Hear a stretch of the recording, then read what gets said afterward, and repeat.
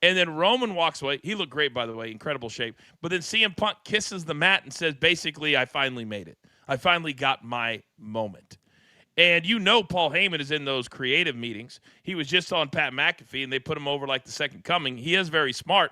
But some of these egos, Vince, they can't admit when they've made the wrong decision. And you're never going to hear them say it after this weekend, ever. Coach, I don't know about being very smart because I'm watching that finish, and who's in my head? The man I sat next to many creative meetings for many years, Vince McMahon. Mm-hmm. Coach, the heat is on Paul Heyman. So now, is Paul Heyman going to wrestle Roman Reigns? Is Paul Heyman going to wrestle CM You're right. Punk? You're right. The heat is not on Seth Rollins. If I would have laid that finish out to Vince McMahon would have said to me, that's exactly what he would have said. Okay, Vince, and then are you going to book Roman Reigns against Paul Heyman? The heat's on Paul Heyman. It's not on Seth Rollins. Bro, Coach, all of that stuff is out the window, man. That's why I love doing the show. I love breaking it all down. And I literally told myself as we were starting the show today, I said, try to be as objective and positive as you possibly can. But Vince, this is, to me, you talk about all WrestleManias, all 41 of them. I've never seen a decision more unbelievably chaotic. I don't want to use the word stupid. I don't want to call anybody stupid. But everything they're doing now, they're talking about that instead of 13 other matches. You did have some good things that happened. I think Dom, because he's such a great heel, he got a huge pop when he became the Intercontinental Champion. That was really good. But then for every good, you go back to why would Travis Scott, when you're talking about heat on Paul Heyman, would Travis Scott at 140 pounds standing face-to-face with the Universal Champion who's supposed to be the toughest guy on the SmackDown brand, and you're going to take a swing at him? Not only that, would Cody Rhodes, who was, nut-shotted, beaten, bloodied, not use the belt on John Cena? Like, serious? Yeah, okay, bro, now you're a mamby-pamby, sissy Mary girly man. After what they did to you, you're that much of a nice guy that you're not going to clock them with the belt? Really? I tell you what I give credit to, Coach. I could not believe this. What's that? And this I really gave credit to. And, bro, I swear, I think this was the first time I saw this in the last 5 years. In the first night, they only used the announce table in the main event. I couldn't believe it because every Raw, that announce table is used 4 or 5 times every Raw. They saved it just for the main event, and I was like, thank you.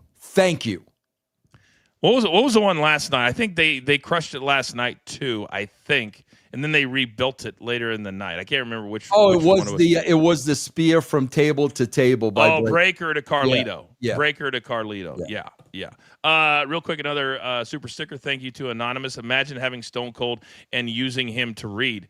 I put myself, Anonymous, you're absolutely right. And Vince, I put myself in that room that I've sat in for well over 500 shows, maybe closer to 1,000 in my career. And they talk through everything. Vince, how can 10 to 20 people be in a room and nobody have the balls to tell Triple H on all the stuff that we've talked about? There had to be 20 decisions that were just simply, we could talk about them until we're blue in the face. They simply were the wrong decisions to make.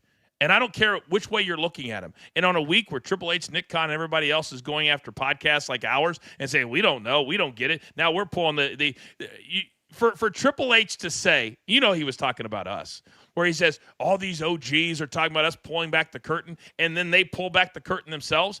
No, we don't. We talk about what we would have done and how things were. We don't go into the room. And then Vince, 3 days later, to announce that you're going to have a show that's completely behind the scenes, it shows to me that Triple H is in a world he's in a world of his own. Because first of all, Triple H, Coach, my job here and Coach's job is not to suspend the disbelief. Correct. That's not our job, bro. Our job is not that. A wrestler's job is to suspend the disbelief, not a podcaster, bro. Like, I literally got to sit here and explain that to you, man. Like, you don't understand the difference between a wrestler having to make you believe this is real and two podcasters who are talking about the wrestling industry. You don't see that difference? I was blown away that that's what was a part of all these interviews the week of WrestleMania. It is very obvious to me that he sits there on the plane with his phone and he just scrolls, and then he makes fun of the fans and all these smarks, as we like to call them. But then you go out there and you book stuff like Travis Scott, which they would be lying to us if they would be lying to us if they said that this was not for the younger audience. You know, Travis Scott being in there, he's got whatever 50 million followers or whatever the case might be. I don't care if it makes sense, Vince.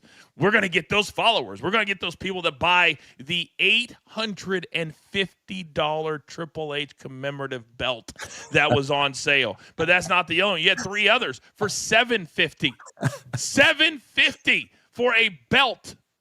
Coach, let me ask you a hypothetical question, because I can see this happening. I got to ask you a hypothetical question because, Coach, you and I are always ahead of the curve. Always. Listen, they could say whatever they want to say. This was the cluster of all clusters. Give it to me. Coach, if somebody makes a call today and says, Rock, $10 million, get on the next plane to Vegas.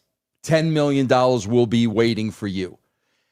If Rock were to appear on tonight's show, does that make it even worse? Yes, because it would be obvious to me and everybody else, and you included, that it was A, about creative control, B, about money. And Vince, let's not forget, to get him back into the fold on the board, he's on the board of directors.